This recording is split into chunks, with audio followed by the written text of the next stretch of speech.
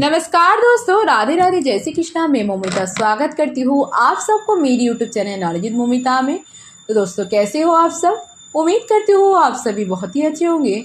दोस्तों, आज परिवर्तनी एकादशी है, तो आप सबको मेरी तरफ से परिवर्तनी एकादशी की हार्दिक शुभकामनाएं।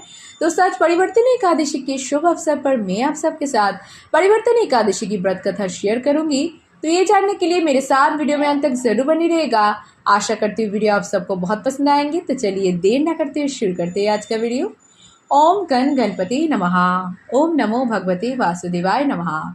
परिवर्तन एकादशी व्रत कथा। युधिष्ठिर कहने लगे कि हे प्रभु, भाद्रपद शुक्ल एकादशी का क्या नाम है, इसकी विधि तथा इसका महिमा कृपा करके हमें बताइए।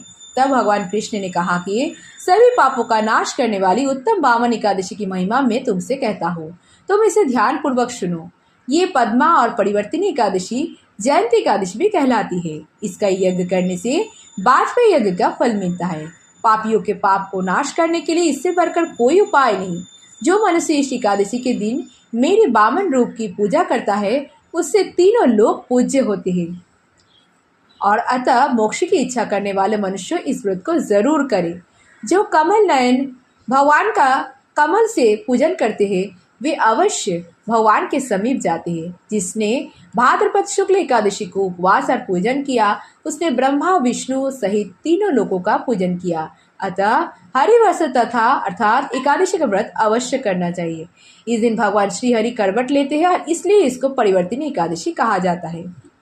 मुरलीधर के वचन को सुनकर युधिष्ठिर बोले कि भगवान, मुझे अति संदेह हो रहा है कि आप किस प्रकार सोते और करवट लेते हैं तथा किस तरह राजा बलि को बांधा और वामन रूप रखकर क्या क्या लीलाएं की।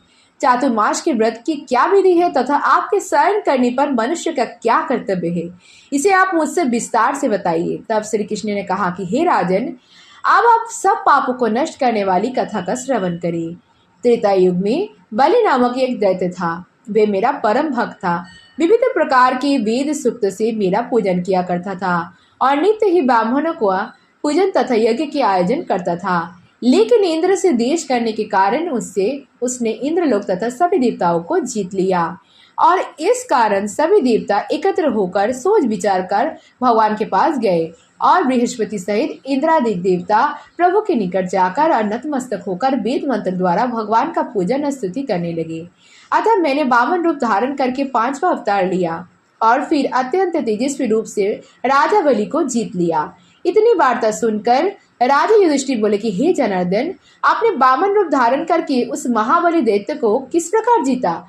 तब भगवान कृष्ण कहने लगे, मैंने बलि से 3 पाक भूमि की याचना करते हुए कहा कि ये मुझको तीनों लोक के समान है और हे राजन, ये तुमको अवश्य ही देनी होगी। राजा बलि ने इसे तुच्छ याचना समझकर 3 पाक भूमि का संकल्प मुझको दे दिया और मैंने अपने त्रिविक्रम रूप को बढ़ाकर यहाँ तक कि भूलोक में पद, भुवरलोक में जंघा और स्वर्गलोक में कमर और महलोक में पेट और जनलोक में हृदय, यमलोक में कंठ की स्थापना कर सत्यलोक में मुख और उसके ऊपर मस्तक स्थापित किया।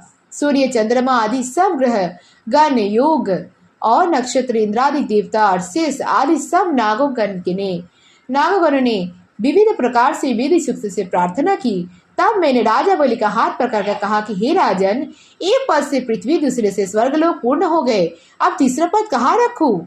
तब बलि ने अपना सिर झुका लिया और मैंने अपना पैर उसके मस्तक पर रख दिया, जिससे मेरा वह भक्त पाताल को चला गया।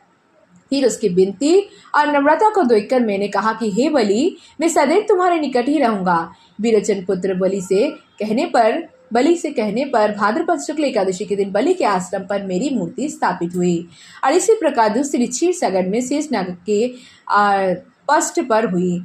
और हे राजन, इस एकादशी को भगवान शयन करते हुए करवट लेते हैं, इसलिए तीनों लोकों के स्वामी भगवान विष्णु का उस दिन पूजन करना चाहिए और इस दिन तांबा, चांदी, चावल और दही का दान करना उचित होता है और इसके साथ ही रात्रि का जागरण अवश्य करना चाहिए।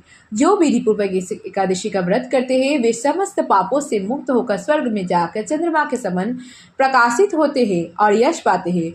जो साधक इस कथा को पढ़ते हैं या सुनते हैं, उनकी 1000 अश्वमेध यज्ञ का फल प्राप्त होते हैं और श्री हरि और माता लक्ष्मी की कृपा सदैव उनके लिए प्राप्त होती है। राधे राधे। जय श्री कृष्ण। जय श्री हरि विष्णु। जय माता लक्ष्मी। जय गणपति बप्पा। तो दोस्तों आज परिवर्तन एकादशी की व्रत कथा यहीं पर समाप्त हुआ। दोस्तों कैसी लगी आप सबको आज की ये वीडियो मुझे कमेंट करके जरूर बताइएगा। वीडियो अगर अच्छी लगी हो तो वीडियो को ज्यादा से ज्यादा लाइक और शेयर जरूर कीजिएगा। ऐसे और वीडियोस पाने के लिए मेरे चैनल नॉलेज विद मौमिता को जरूर सब्सक्राइब कीजिएगा और सब्सक्राइब के बगल में बेल आइकन दबाना मत भूलिएगा ताकि नए नए वीडियो की नोटिफिकेशन जल्द से मिल जाए। कमेंट में जय श्री हरि विष्णु, जय माता लक्ष्मी, जय गणपति बप्पा लिखना मत भूलिएगा। आप मुझे फेसबुक इंस्टाग्राम फॉलो कर सकते हैं। मेरे Facebook Instagram link description box में दिया गया है, आप चाहे तो चेक कर सकते हैं। आज के लिए इतना ही, मैं मिलेंगे नेक्स्ट वीडियो में, तब तक के लिए tata bye. Thanks for watching. Radhe Radhe. जय श्री कृष्णा।